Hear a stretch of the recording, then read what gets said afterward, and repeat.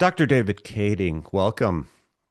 Thanks, buddy. Honored to get to hang out with you today. So, the advantage of inviting another podcast host is that we're going to have two good mics working. There we go. That is a With huge. no excuse for bad audio.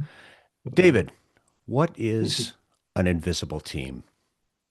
Yeah, so this has been a really fun journey. So in my case, the invisible team is the group that is working beyond the scenes that we don't normally see.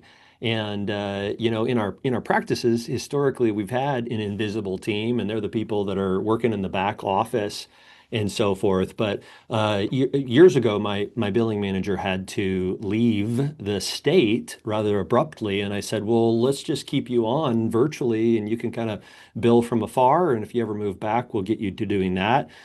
And so we saw that it could work for the office. And I've been working with virtual team members internationally for about 12 years, 12, 13 years, and in my consulting business. And so I said, well, hey, is there a way that we can do this in the practice? And there was a lot of roadblocks that I had experienced along the way.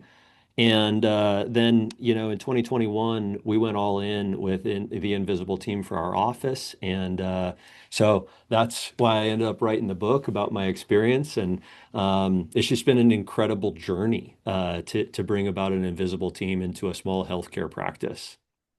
So, 2021, I seem to recall something happening the year before. I just can't remember what it was, but it seemed to be Mhm. something significant that changed things a lot, especially on the staffing front. Yeah. And virtual staff, if we go back kind of pre-COVID, it was there, but I don't think it was as prevalent. I've noticed in the last several years, even working with our clients, that we're seeing more offices go in that direction. For the doctor that's considering this option, what would you consider the things that would be most positioned to hand over to virtual staff, and what would you insist be kept in-house?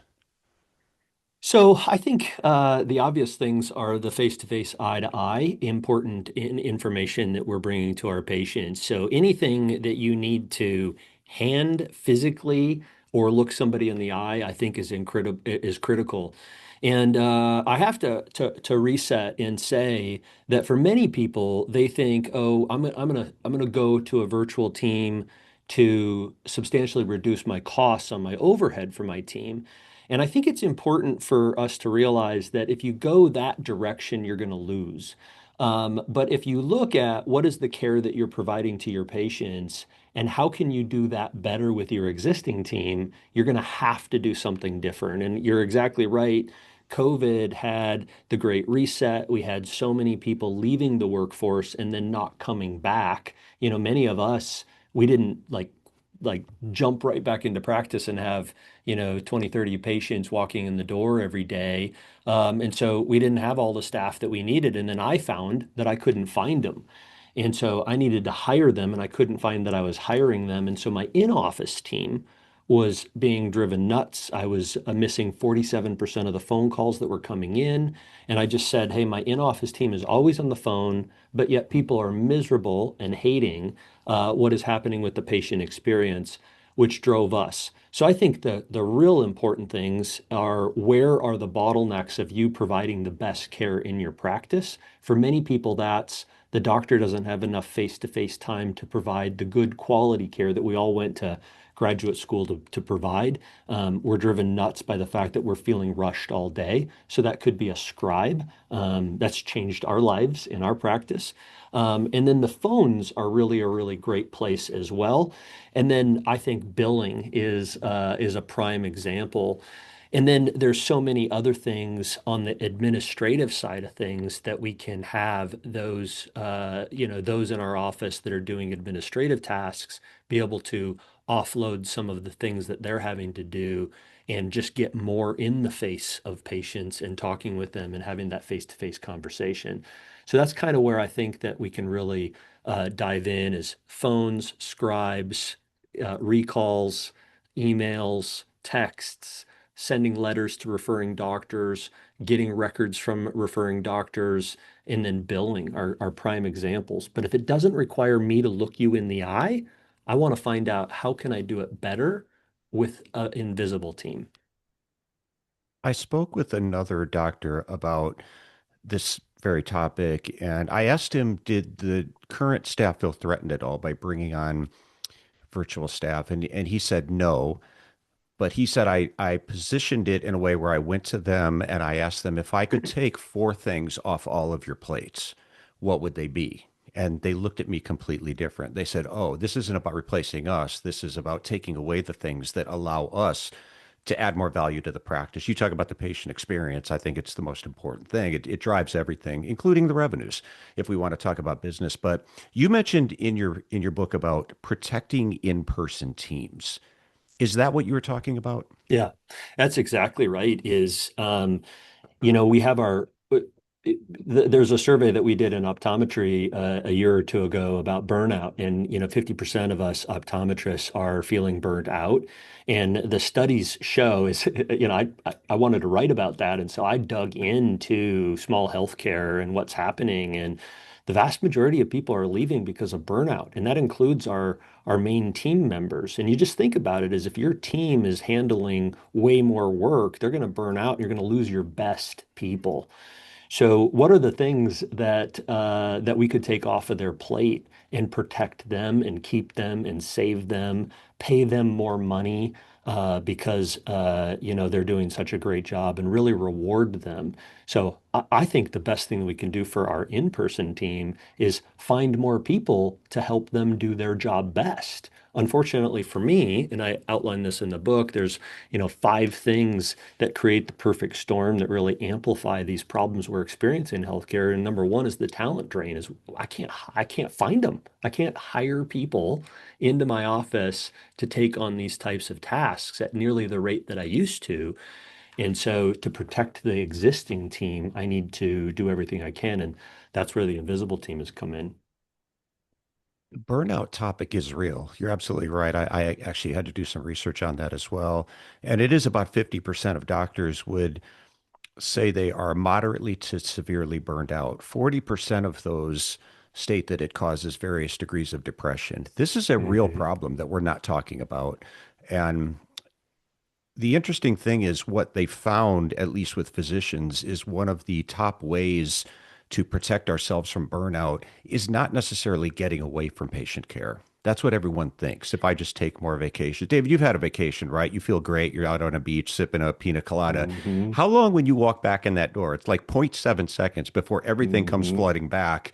Yeah. It's really not the answer. It's short. It's a day. Take vacations, do yoga, meditate, hikes. All those things help. But what they really found as a protective mechanism for burnout was changing how we practice. The Hmm. doctors least likely to get burned out were the ones who had the most meaningful connections with their patients and with their team. So it's why I love things like this. I love where you started in the monetary side. If you're just looking at it from an economic standpoint, you're looking at it the wrong way. There's a much bigger picture. There's a much bigger play here, isn't there?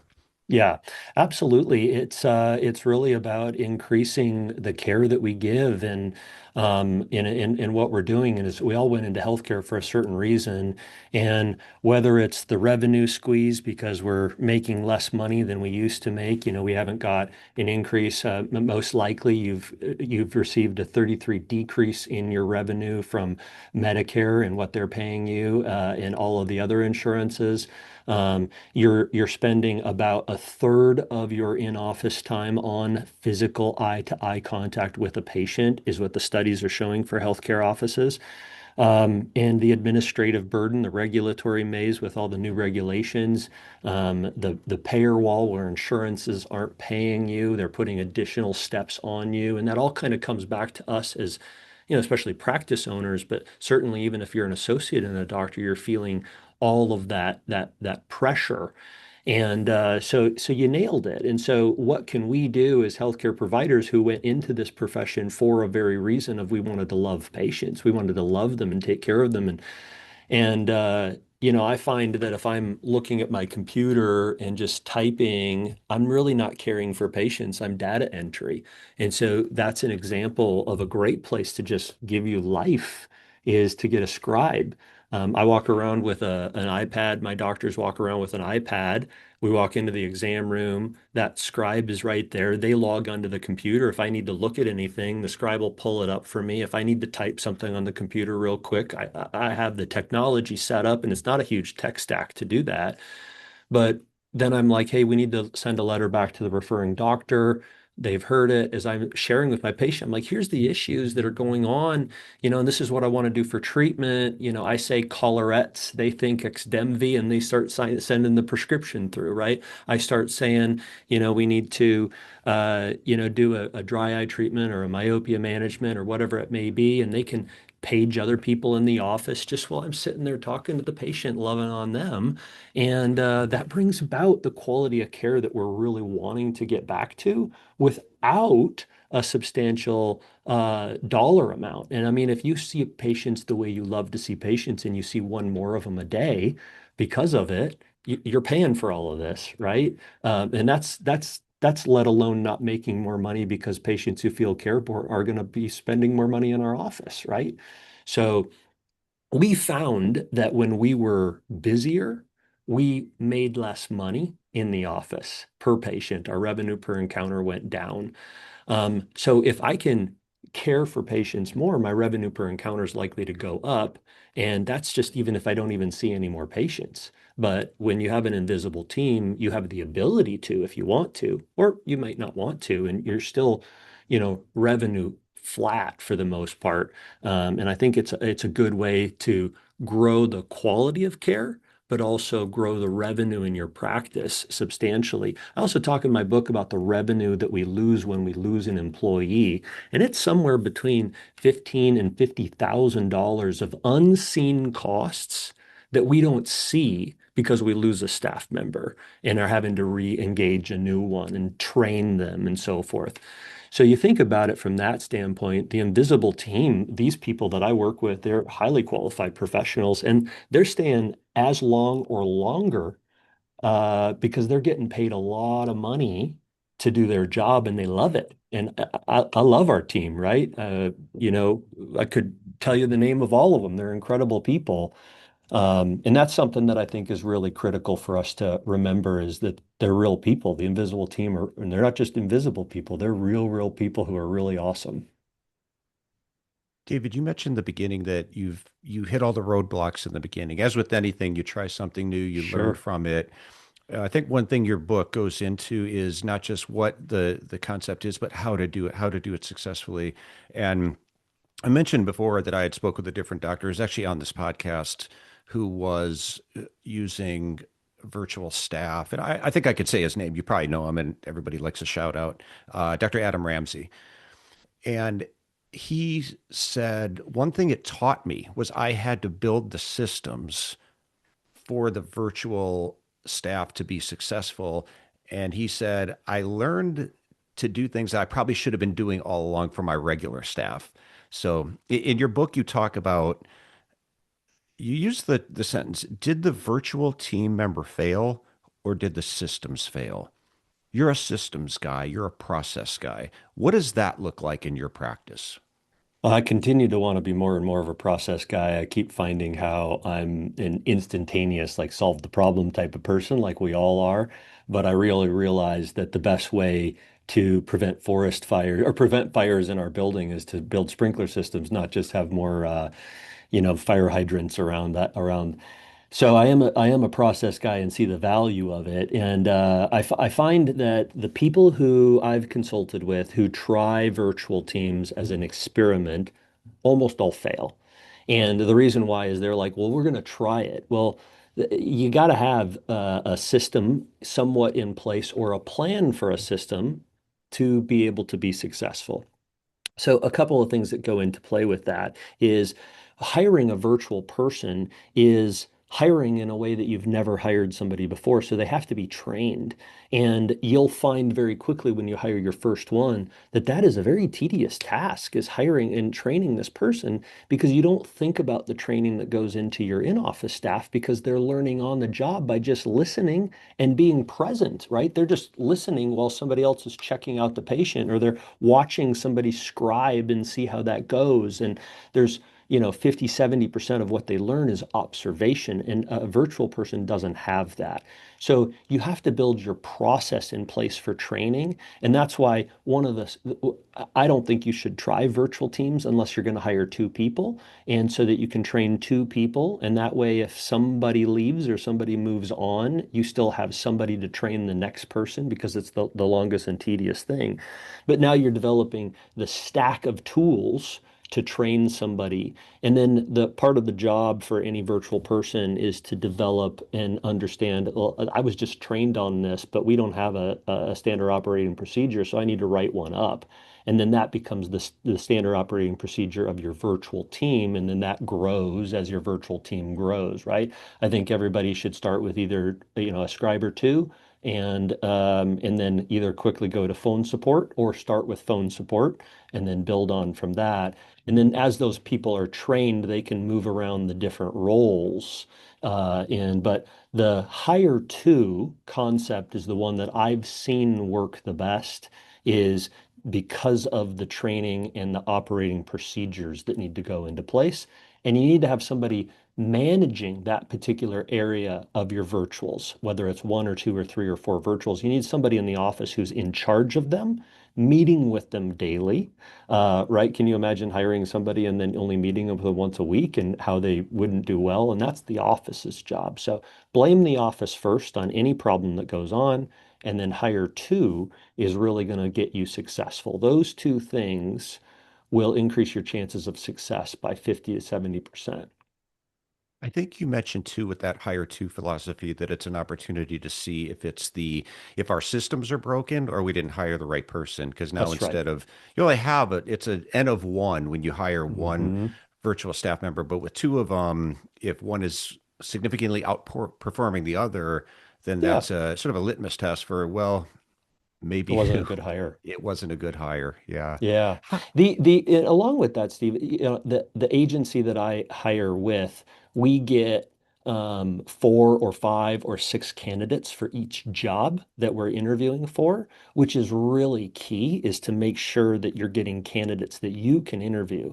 There's been other agencies that we've worked with. Well, they'll give me a candidate and they'll be like, "Do you want this one?" Right? Here's another one. Do you want this one?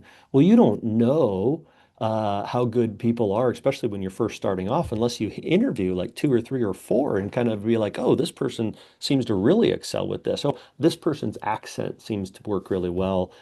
And the other thing I think is really key in just pointing this out is where these people are coming from. I think candidates from all over the world bring value and uniqueness. And I kind of highlighted in my book about where globally we're getting people from.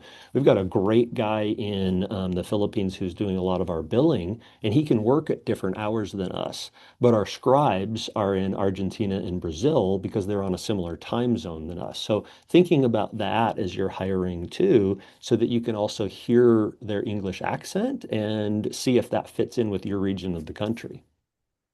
Since people are probably wondering, are you at liberty to say what company you work with? Sure, I'm happy to. I work with Team. It's spelled Teem, and you can check them out at hireteam.com. And I speak in my book pretty openly about how I was almost ruined by the first agency, and they weren't paying my team. That was the problem. Is they I paid them, but they didn't pay my team, and then my team was leaving, and then I was paying my team on the back end on top of what I've already paying. There were, issues with agencies where, we would go to hire somebody or interview somebody and they no longer were available. So that was a problem. So I've been really, really happy with Team in that they give me a lot of candidates. I have a person in-house at Team who's, helping oversee all of my employees. And that also they're making sure that my my group of people are getting paid every 2 weeks as opposed to once a month. And then, it could be 6, 7, 8 weeks before some of these people are getting paid, which really bothered me. We've had team on the podcast before. They do great work. They do Just great. throw that in there. So, um, accountability. You've got somebody not working in the office, not even working Mhm. just from home across town. You got somebody working on the other side of the world. How do you track their progress? What is your system for making sure that they're getting done what they're meeting their expectations, let's say? Yeah, so over the years, we've done a couple of different things. I'd say that right now we're at the best place that we've ever been. And part of that actually is that team has a dashboard for us to be tracking people. And they are really vested in the people that they supply to me to be doing a good job and enjoying their job. But they have a dashboard in place where I say, hey, this is important to me. This is information that I want to know. And then that dashboard is available for me to see about how my team is doing. There's also resources out there where you can have, tracking of what's happening on a computer. And that's a little bit more than just, Big Brother looking over your shoulder to see if you're working. But it's like, I want to know how much time we're on the phone. I want to know how much time we're spending doing these different activities. And if we're on the clock and active, that's to make sure that they're actually working. Um, but also to make sure that that we know where the time is being spent because we may need to hire another person or we may have somebody doing too much of one job where it doesn't need to be done.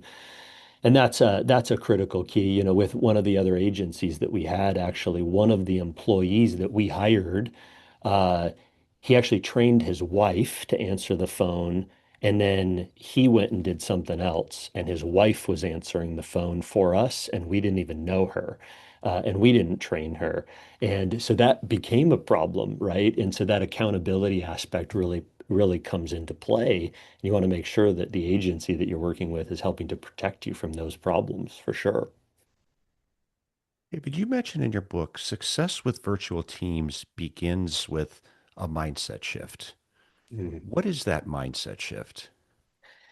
Yeah, so if again, that's where trying an experiment isn't a mindset shift. It's we're gonna see what happens.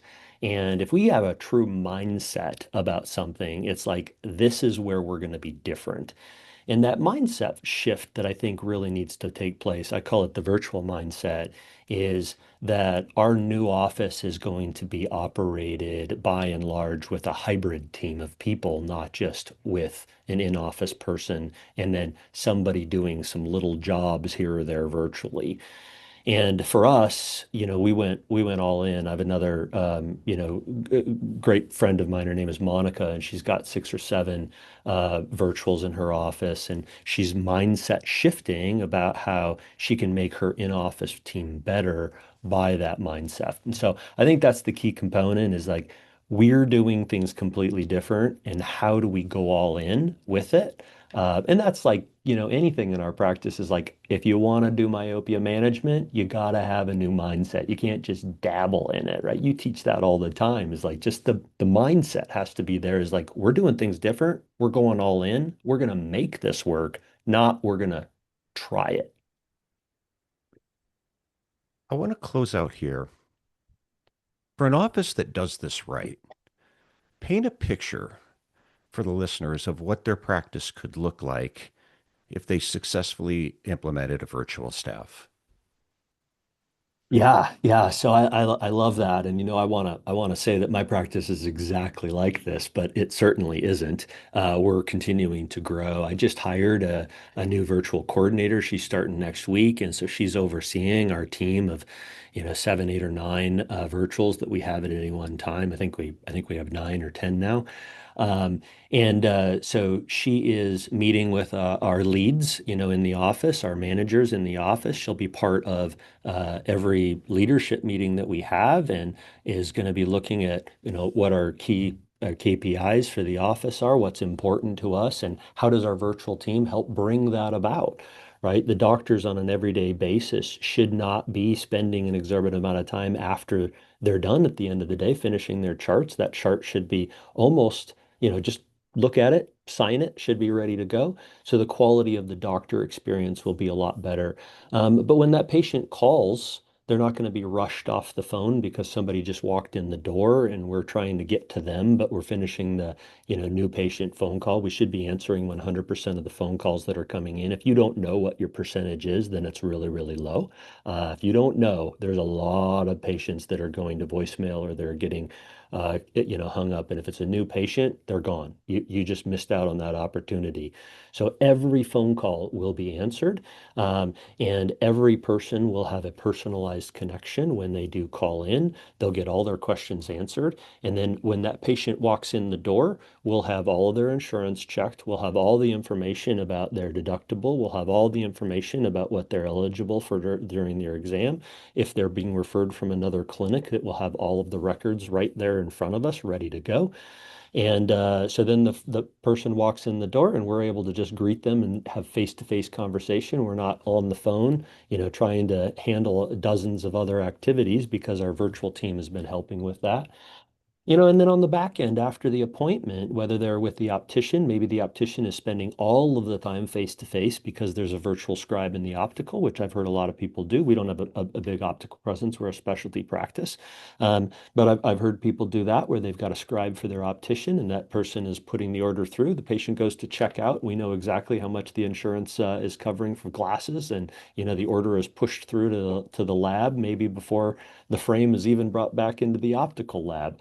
And then, somebody doesn't buy their annual supply of contact lenses on that day because they're trying out two different trials. Well, they're getting contacted by that virtual a week later and being like, hey, wanted to check to see how things are going. So our annual supplies of contact lenses are going up. Those people are getting followed up with on a regular basis.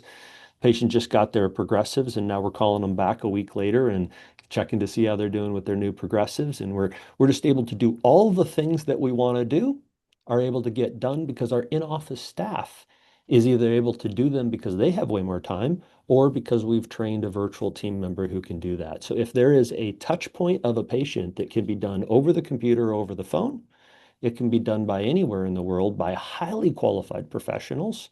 And it can then provide you and your in-office team the opportunity to walk around. Maybe you don't even have a computer anywhere, right? Don't touch technology all day. You're just loving on people, doing eye exams. Um, and that's what it can really look like. So raising the quality of care, getting your reviews a lot higher because patients are enjoying the experience, increasing your sales because your team is able to talk about, benefits of things rather than being rushed with features. And then the quality of the time experience brings about a better care in office for the team.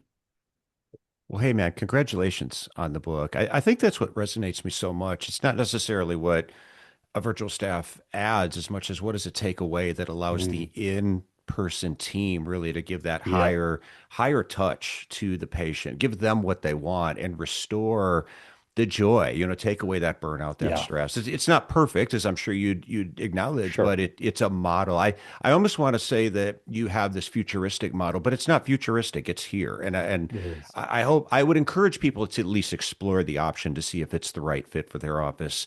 How do people find out more about you and where do they buy your book?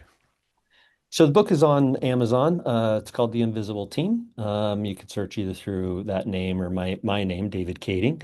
You can check me out on optometricinsights.com. We've also got the OI show or the Optometric Insights podcast and the Myopia podcast, which are striving to reach the notoriety of your podcast. And then we do a lot of programs educationally for doctors. Our ventures are really tend to be educational with Optometric Insights, which I partner with Dr. Mila Brujic in that. And then I'm sure I'll be at a conference talking somewhere sometime. Come up and talk to me. Happy to help out and share what we're doing and want to learn from you on what you're doing. Well, thanks so much. I appreciate your time. Yeah, definitely buy the book. Check out the book. Check out David if you see him at a conference. And I appreciate your time. Best of luck. Best of luck with the book and everything moving forward. Thank you. My pleasure. Well, thanks to David, and thanks everyone for listening. We will see you in the next episode.